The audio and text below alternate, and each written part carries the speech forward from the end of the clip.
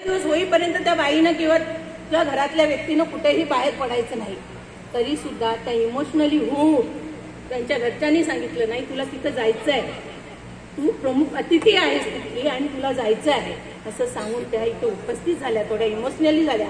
पण त्यांनी सांगत असताना त्या बोलून गेल्या की पुरुष हा महिलांच्या मागे खंबीरपणे जर उभा असेल तरच महिला काम करू शकते. हे पण त्या तेवढंच बोलल्या.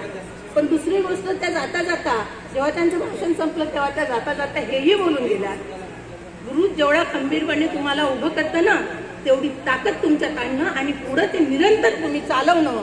कारण महिलाच एक ताकदीवान आहे, शक्तिवान आहे, तिच्यामध्ये सर्व गुण आहे, सहनशीलता आहे, सगळ्या गोष्टी काटकसर आहे, जिद्दी आहे, मेहनती आहे आणि जे म्हटलं की करून दाखवणे जर असेल तर ती फक्त महिला आहे. हेही त्या त्यांच्या भाषणात एका ओळीत सांगून गेल्या. म्हणून मी तुम्हाला एवढंच सांगू इच्छिते की आज जे आपण इथं आहोत कोणतीही महिला ही कमी नाही, कुठलीही महिला ही कमी नाही आहे. कारण एक अनुभव मी तुम्हाला सांगते. कारण मी बरेचदा स्त्री पुरुष समानतेवर बोलत असते. माझ्या घरात एक मुलगा आणि एक मुलगी आहे.